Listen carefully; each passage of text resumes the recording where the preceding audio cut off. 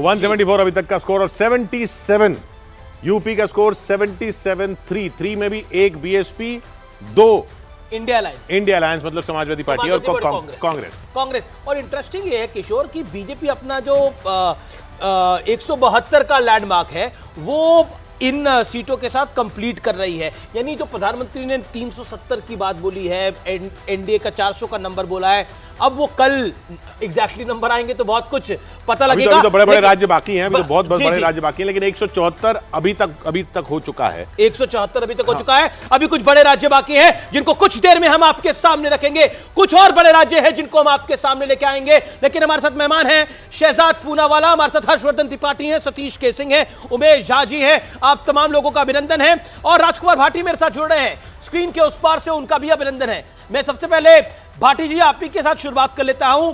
ये इस समय हमारे पास उत्तर प्रदेश का ओपिनियन पोल है और वो ओपिनियन पोल लैंडस्लाइड जीत बता रहा है। ओपिनियन है, रिजल्ट तो अभी आएंगे, कैंडिडेट अभी डिक्लेयर हो रहे हैं, लेकिन एक ओपिनियन पोल है, उसके अंदर एक बड़ा एज भारतीय जनता पार्टी को, एनडीए को आता हुआ दिख रहा है।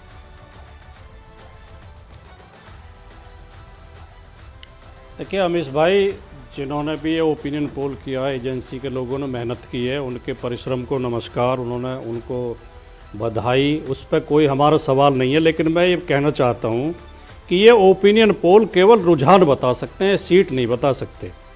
कारण क्या है कि आपका जो सैंपल है, आपने बताया कि 1,18,000 है जी 543 सीटें देश में, 1,18,000 है नहीं जी 543 सीटें, 217, एक हर सीट पर 217 का आंकड़ा आया।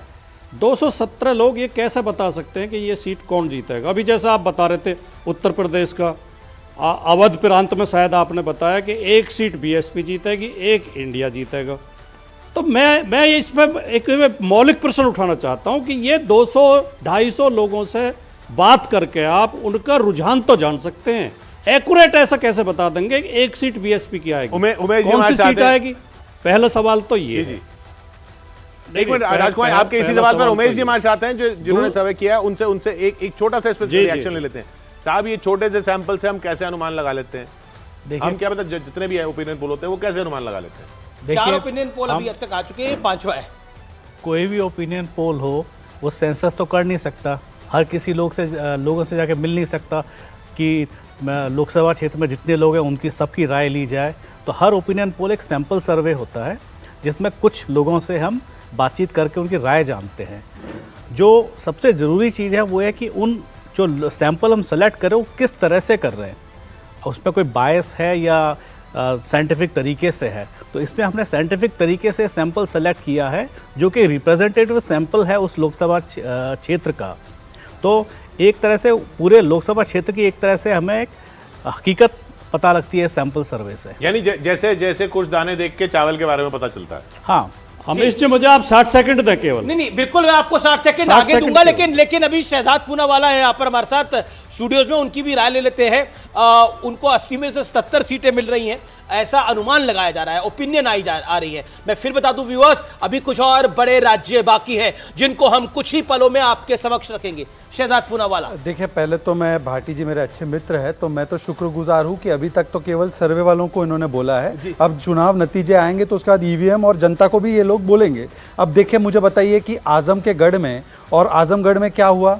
वहाँ पर क्या जनता ने हराया या सर्वे वाले ने हराया? 2014, 17, 19, 22, 23 में किसने हराया? सर्वे वाले ने हराया, जनता ने हराया। और इसके बाद मैं आपको बताऊँ हम क्यों जीत रहे हैं। देखिए, पहले हमारा 42% वोट शेयर था 2014 में, फिर 49% हो गया और अब 55 के पार है एनडीए का। इसका फॉर्मूला मैं आपको बता रहा हूँ, राम लल्ला।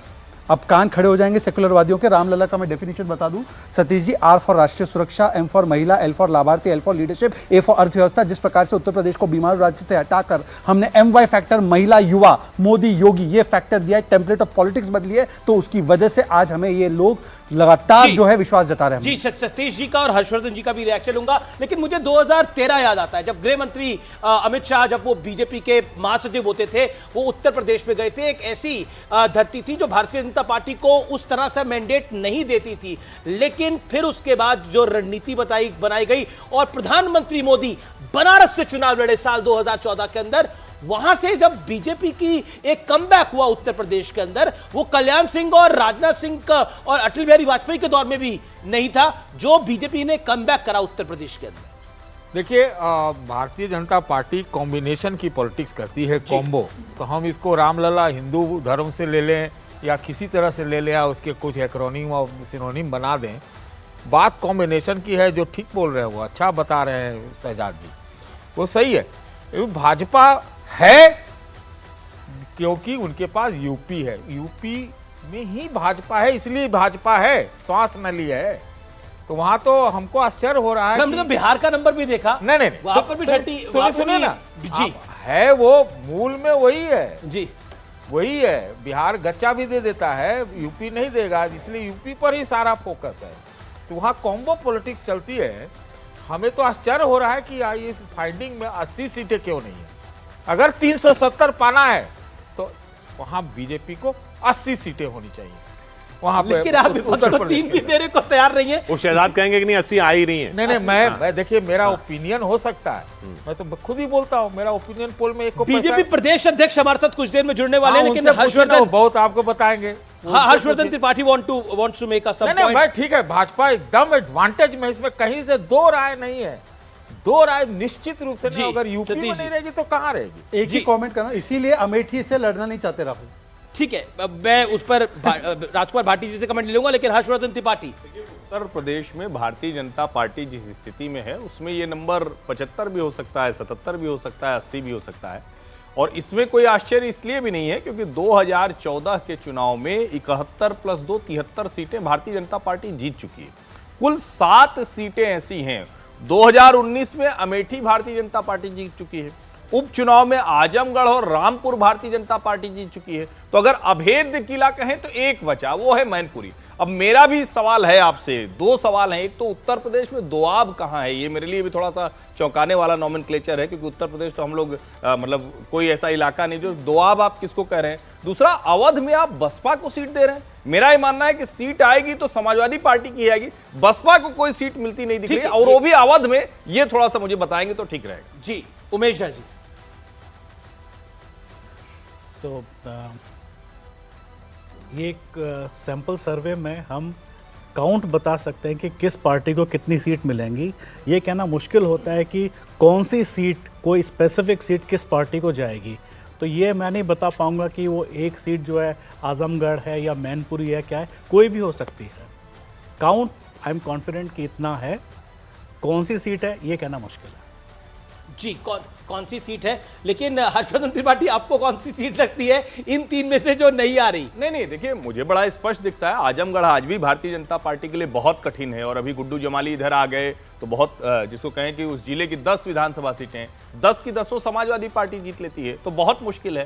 रायबरेली में निश्चित तौर पर मोमेंटम है, लेकिन अभी भी अगर कांग्रेस और समाजवादी पार्टी जुड़ के वहां खड़े होते हैं तो एक थोड़ी मुश्किल होगी। हालांकि देखिए, समाजवादी पार्टी के विधायक रायबरेली से भी टूटे, अमेठी से भी टूटे, जो 3-3 बार के विधायक हैं। मैनपुरी एक बहुत कठिन सीट है। अगर गांधी परिवार का व्यक्ति खड़ा हो जाता है रायबरेली से तो टफ हो जाएगा बीजेपी। निश्चित तौर पर टफ होगा, लेकिन रायबरेली कोई अभेद्य नहीं रहा। रायबरेली में जिस तरह से मत प्रतिशत घटा है उसमें भाजपा जीत सकती है। देन हमारे साथ रोहित अग्रवाल भी है। क्या आप हमसे पूछा? जी। मैं आज के डेट में अगर वो गांधी परिवार ऐसा बोलते हैं तो कोई हार जाए तो कोई बड़ी बात नहीं होगी हमारे लिए। तो हार भी चुके हैं पहले ना, अमेठी में हारे। इस बार रायबरेली से सोनिया जी नहीं है तो भी हार भी सकते हैं। लेकिन एक बात ये कहना पड़ेगा, जिस तरह से आप स्कोर बता रहे हो तो क्रिकेट जैसा लगता है, 174 162 ऐसा इस तरह का दिमाग में बात आई।